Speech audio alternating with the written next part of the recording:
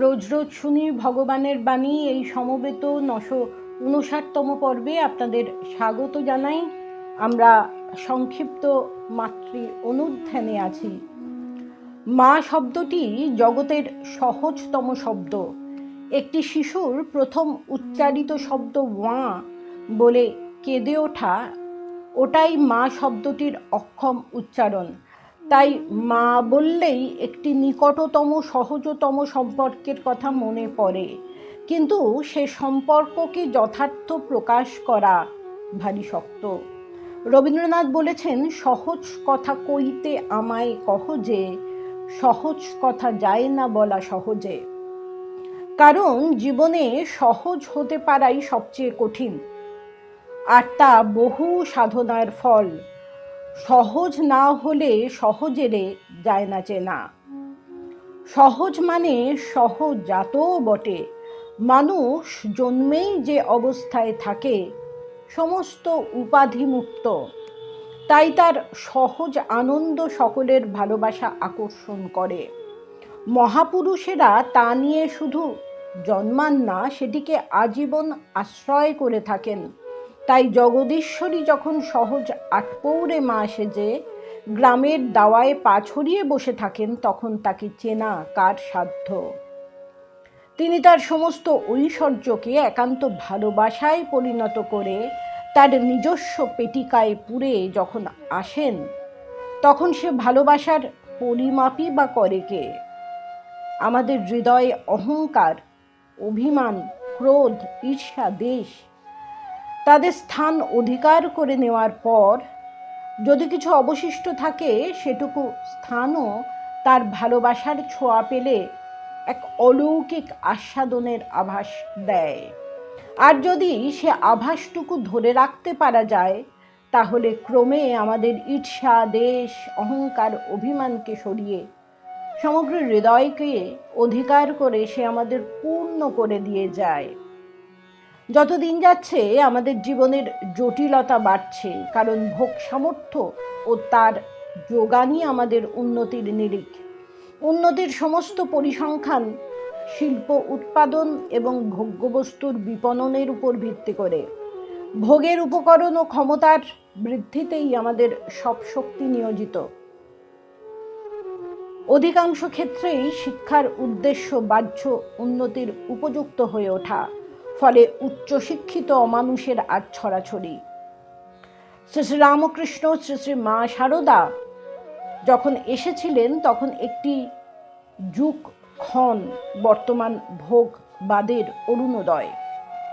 সমগ্র বিশ্বে মানব জীবনকে জটিলতা যে আষ্টেপৃষ্ঠে বেঁধে ফেলবে, এটি জেনে তার চরম পরিণতিকে রোধ করতেই তাদের আশা।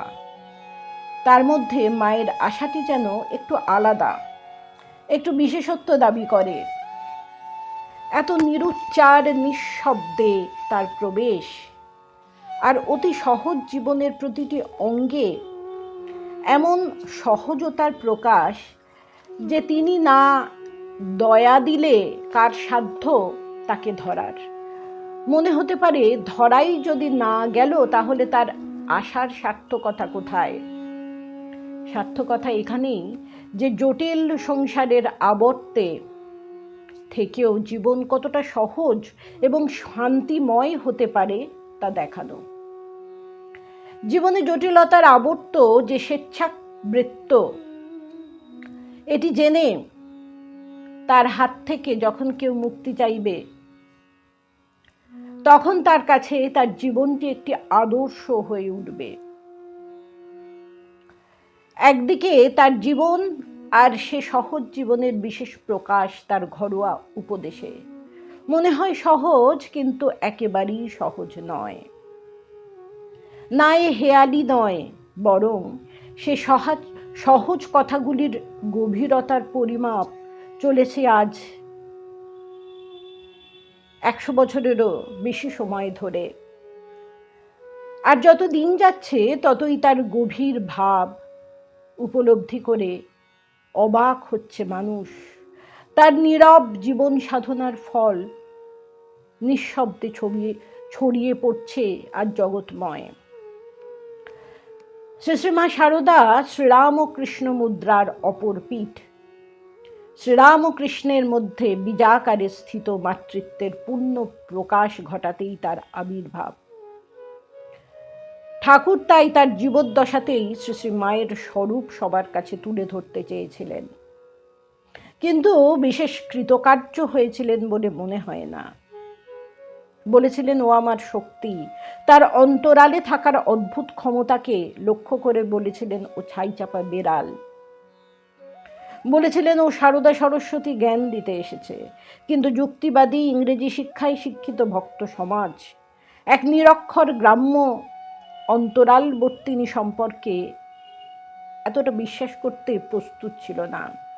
শ্রীরামকৃষ্ণের স্ত্রী তখন কিছু বিশেষত্ব নিশ্চয়ই আছে, এই ভাবনার বেশি তখন কেউ ধারণা করেছিলেন বলে জানা যায় না।